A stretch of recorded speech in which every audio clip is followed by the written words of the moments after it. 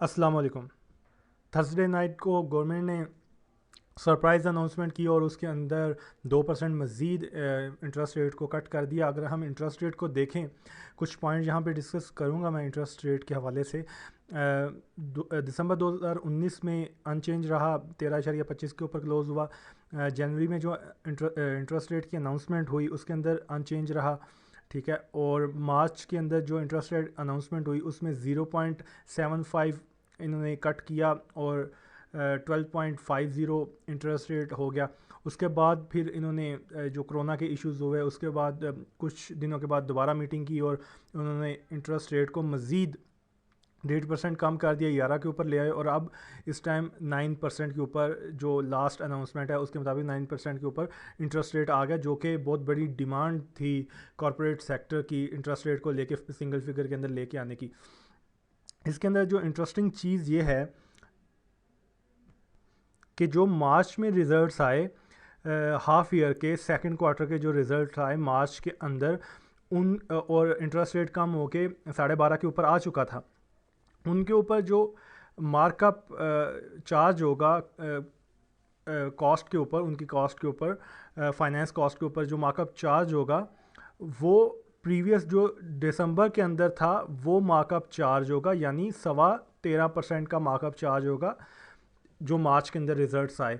और मार्च के अंदर इंटरेस्ट रेट ऑलरेडी कम हो गया था 12.5%, और अब जो इंटरेस्ट रेट कम हुआ है 9%।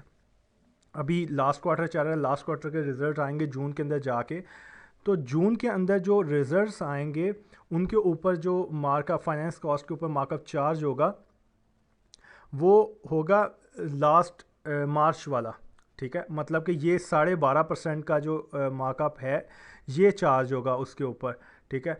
तो ये जो 9% इन्होंने किया है ये इफ़ेक्टिव होगा, इसका जो इम्पैक्ट आएगा आपको नज़र ये सितंबर में जाके आएगा, ठीक है। तो ये थोड़ा सा यहाँ पे कॉम्प्लिकेटेड है कि मतलब कि जो मार्च के अंदर रिजल्ट्स आए उसके ऊपर जो फाइनेंस कॉस्ट के ऊपर मार्कअप चार्ज होगा वो दिसंबर के हिसाब से होगा। दिसंबर में 13% था, और अभी जो जून के अंदर रिजल्ट्स आएंगे, जून जुलाई के अंदर रिजल्ट्स आएंगे, इनकी फाइनेंस कॉस्ट, कंपनीज की जो फाइनेंस कॉस्ट है उसके ऊपर जो मार्कअप चार्ज होगा वो मार्च के हिसाब से होगा, जो 12.5% है, ना कि 9% के हिसाब से चार्ज होगा।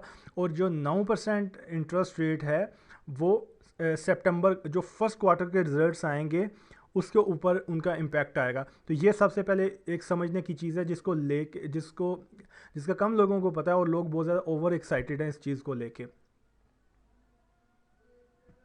सेकेंडली, जो सबसे ज़्यादा बेनिफिशरी होंगी कंपनीज इस इंटरेस्ट रेट कम होने की, वो नंबर 1 के ऊपर स्टील और सीमेंट होगा। और सीमेंट्स के जो टॉप लीवरेज शेयर्स हैं उसके अंदर पानियर सीमेंट है, चिराट है, मैपल लीफ है, डीजीकेसी है, स्टील में एमरेली, आईएफएल, मुगल, एएफएल है। अदर्स में अगर देखा जाए तो पेल, हैस्कोल, एचटीएल, यूनिटी है। तो ये कुछ शेयर्स मैंने मतलब जो मुझे नज़र आए जो सबसे हाईली लीवरेज हैं इन सेक्टर्स के अंदर, वो मैंने यहाँ पे मेंशन किए। अब यहाँ पे एक और चीज़ है, अब जैसे सीमेंट सेक्टर के अंदर आप अगर देखें तो पायनियर, चिराग, मैपल लीफ, डीजी किसी उनको बहुत बड़े अपर कैप्स लगे थे और प्री ओपन ही अपर कैप के ऊपर हुए फ्राइडे वाले दिन। लेकिन अगर आप एक और चीज़ देखें कि ये जो रैली है इंटरेस्ट रेट बेस रैली है, ठीक है। ये सीमेंट की प्राइसेस इंक्रीज़ नहीं हुई जिसके ऊपर ये सीमेंट या स्टील की प्राइसेस इंक्रीज़ नहीं हुई जिसके ऊपर ये परफॉर्म कर रहे हैं। तो अगर हम बात करें नॉन लीवरेज कंपनीज़ की, जो लीवरेज पे नहीं है, जो जिन्होंने बहुत ज़्यादा लोन नहीं लिया हुआ या बिल्कुल नहीं लिया हुआ, उनमें दो कंपनीज आती हैं सीमेंट सेक्टर के अंदर, लकी और एफसीसीएल। तो अब जो बेनिफिट्स इनको मिल रहे हैं, पाइनियर को, चिराट को, मैपल लीफ और डीजीकेसी को, वो बेनिफिट जो ईपीएस का बेनिफिट है जो मिलेगा उन ऊपर वाले शेयर्स को, पाइनियर वगैरह को, तो वो लकी और एफसीसीएल को नहीं मिलेगा, ठीक है। क्योंकि मार्केट परफॉर्म कर रही है, सेंटिमेंट ट्रिगर किया मार्केट के अंदर, पॉजिटिव सेंटिमेंट। तो यूबीएल, एचबीएल, जो इवन बैंक्स हैं जिनको हिट पड़नी चाहिए इंटरेस्ट रेट के ऊपर, उन्होंने भी परफॉर्म किया। ओजीडीसी, पीपीएल, जो क्रूड ऑयल प्राइसेस अब नीचे जा रही हैं उसके बावजूद वो स्टेबल हैं, और फ्राइडे वाले दिन 5-6% प्लस थे। क्रूड ऑयल की प्राइसेस नीचे जाने के बावजूद उन्होंने 5-6% परफॉर्म किया। इसीलिए क्योंकि मार्केट का सेंटीमेंट जो है वो पॉजिटिव है, मार्केट में सेंटीमेंट, पॉजिटिव सेंटीमेंट ने ट्रिगर किया। तो इसके अलावा हम लास्ट पे अगर देखें, जो कैश रिच कंपनीज होंगी उनको लॉस भी होगा। लॉस इस सूरत में कि उनकी प्रॉफिटेबिलिटी तो कुछ हद तक हिट पड़ेगी उनको, जिस तरह OGTC PPL पोल वगैरह है, इनकी माइनर सी जो प्रॉफिटेबिलिटीज़ हैं वो कम होंगी, क्योंकि इन्होंने सूद के ऊपर पैसा बैंकों में रखवाया होता है। तो जब इंटरेस्ट रेट कम होगा तो इनको वहाँ पे रिटर्न भी कम मिलेगा, ज़ाहिर सी बात है। तो इनकी थोड़ी सी प्रॉफिटेबिलिटी के ऊपर फ़र्क आएगा, हल्का सा आएगा, बहुत ज़्यादा नहीं आएगा।